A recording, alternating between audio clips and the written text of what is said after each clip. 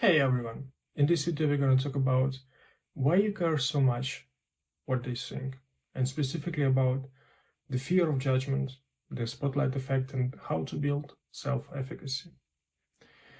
I want to start this video with a feeling that I think is pretty much universal. You walk into a room, a new social setting, and you just feel it. This immediate pressure of being perceived. Your brain just kicking the override, asking all these self-critical questions like, am I standing weird? Is my voice too loud or maybe too quiet? Do they think I look boring? It's like you're instantly back in the high school cafeteria no matter what you achieved since then. It's that raw, really uncomfortable sense of being totally exposed, as if there is this giant spotlight shining on you and only on your flaws, and we tend to just brush it off as being shy. But the feeling itself can be paralyzing. And that paralyzes, when you really look at the research, that's the key thing. It's what we could call a literal loss of agency. We just stop trusting ourselves, and instead we hand over the keys of our own self-esteem to imagined strangers, to what we think other people are thinking.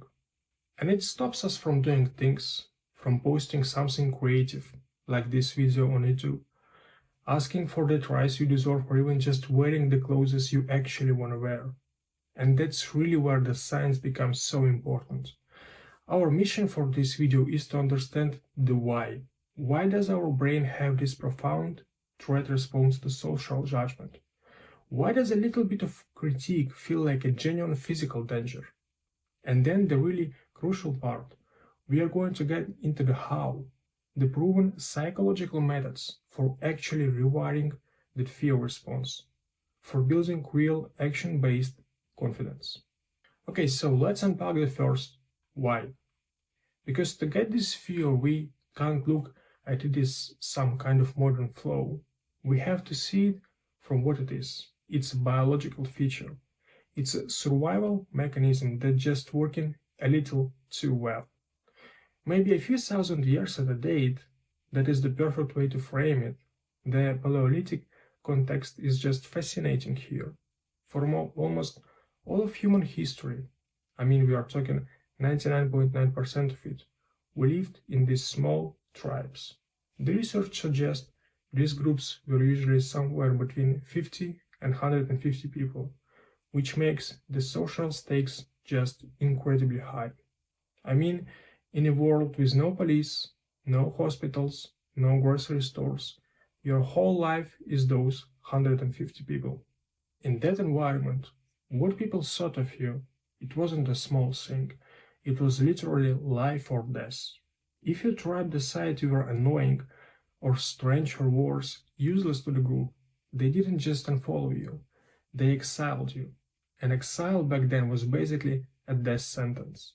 And this reality was so intense that our brains evolved a threat detection system just for this, the amygdala, which is the brain's alarm system for like a lion charging at you. It evolved to treat social rejection with the exact same chemical severity, the same alarm bells as a physical pain. That explains so much. So when you're afraid to speak up in a meeting, your brain isn't just flagging an awkward moment. It's literally firing off the same signals, adrenaline, cortisol, as if you're about to get into a physical fight. That's the mechanism.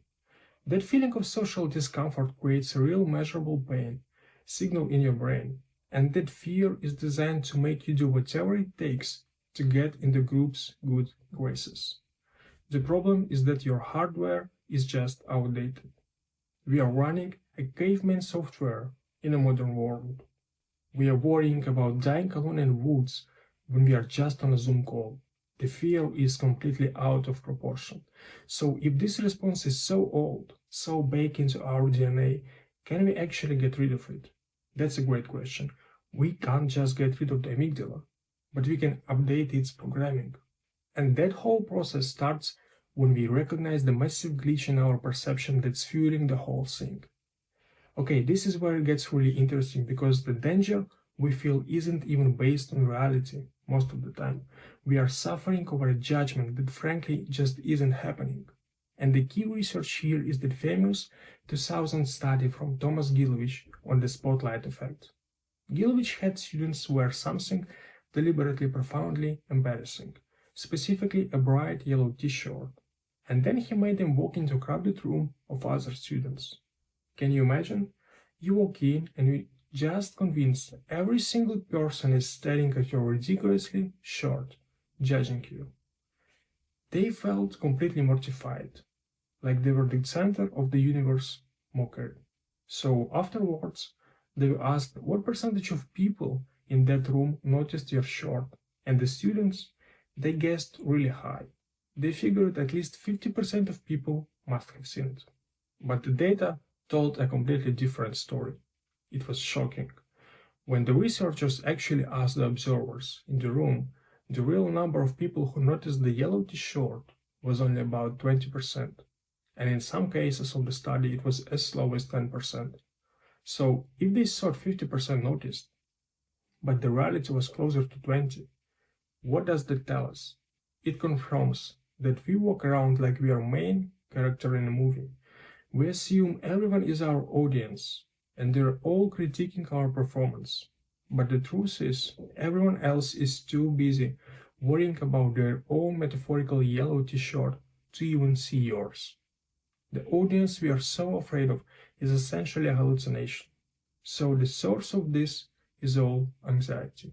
It's almost always coming from inside our own heads, our idea of how much we stand out, or just massively overblown. We project our own self-doubt onto everyone around us. We think we are being defensive, but the self-absorption is actually the root cause of the problem. Okay, so knowing the science is one thing. Understanding the amygdala is misfiring, that the spotlight isn't real. But that knowledge doesn't just magically turn off the fear. So we need a way to actually update the software, to rewire the brain. And this is where the work of psychologist Albert Bandura at Stanford comes. It's just groundbreaking. His research really created the foundation for how we think and building confidence today. He shifted the focus away from just feelings and talk therapy to concrete actions. He was studying phobias, specifically people who are absolutely terrified of snakes. I mean, if you are so bad, they'd start hyperventilating just seeing a picture of snake. They had zero confidence they could handle that threat. And Bandura knew that just telling them you're safe or having them repeat affirmations, it just wasn't going to work.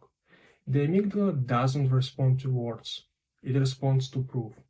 If you just throw a terrified person into a pit of snakes, you're just proving their fear was justified.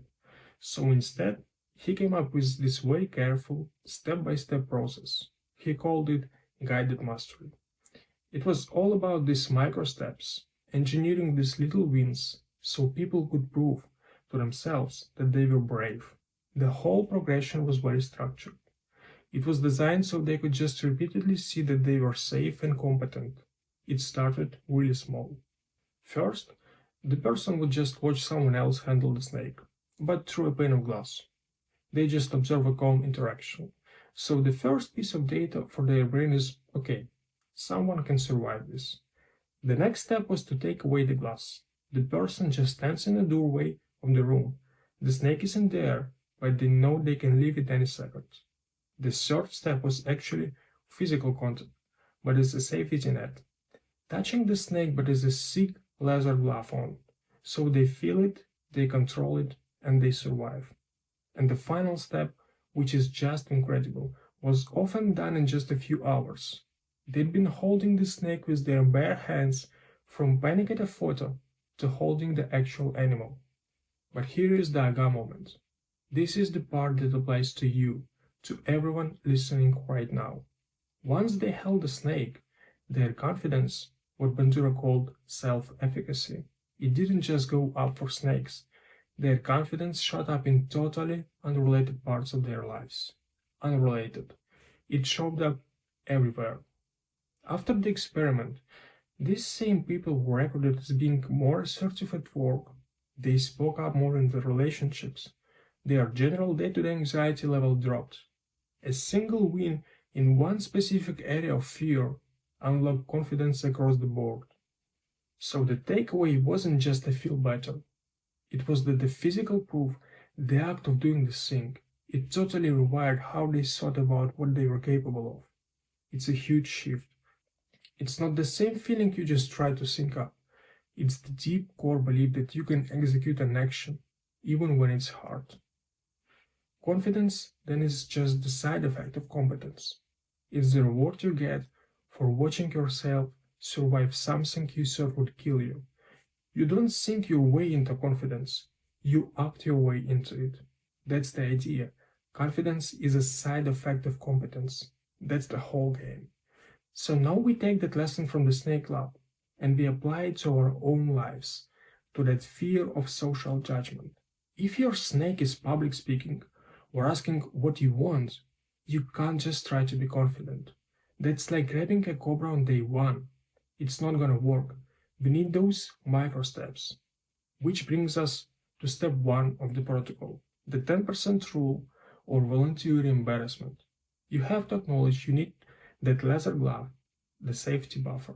So every day you actively, voluntarily do one thing that's actually about 10% embarrassing. It's controlled exposure. You are deliberately looking for tiny, harmless moments of social discomfort. You are doing it to challenge the amygdala's belief that discomfort means you are going to die. It's mild enough that you don't panic, but it's real enough that your brain gets the new data. The source material has some great examples like ask for a 10% discount on your coffee. You fully expect them to say no, but the goal is just to survive the tiny moment of rejection, or wear that hat that feels just a little too much, pause that thought you've been typing and deleting for a week. The goal is so simple. You're just teaching your brain with overwhelming evidence that social discomfort doesn't equal death. Surviving that little bit of embarrassment builds a tiny piece of self-efficacy. And that evidence adds up every day, day by day. It's like building an immunity. Okay, then we are on to step 2, which comes straight from the spotlight effect study. Flip the spotlight. We already know the source of the anxiety is being totally self-obsessed. How do I look? How do I sound? What are they thinking of me? It's exhausting. And if you can accept that the audience you're so scared is mostly in your head, you can shift your focus entirely. The cure for the self-absorption is to replace this with curiosity. When you feel that the spotlight burning, when the anxiety starts to build, you have to force your brain to ask outward questions. Questions about them, not about you. You know why he is wearing that tie? What's that person excited about? What's an interesting project they're working on? And the beautiful psychological trick there is you can't be anxious and curious at the same time. It's one or other. Anxiety is all about internal threat. Curiosity is about external information. You're actively breaking the fear loop. And finally, step 3, which is the deepest lesson from Bandura, competence over affirmations. If you want that real, unshakable confidence, you have to stop looking for emotional shortcuts. Stop trying to pump yourself up with positive self-talk you don't believe. If you feel insecure at work, don't just focus on your power pose. Focus on getting so good at your actual job that your competence can't be ignored. Competence is the ultimate source of confidence. When you know, deep down, that you have the skills to handle whatever comes up, that belief is like emotional armor. Confidence just becomes the natural side effect of the skill you work to build. So we've come full circle. We've laid about how this intense fear of judgment is really just our old caveman software running. And we've seen from the spotlight effect that the criticism we fear is mostly a figment of our own imagination. And we learned from Albert Bandura that the only way to really update the software is through proof, through action, through building self-efficacy. The message is pretty clear. The world is generally not looking at you. They are too busy looking at themselves. You are free to fail, to look silly, and to survive. We are free, and the freedom comes from the action.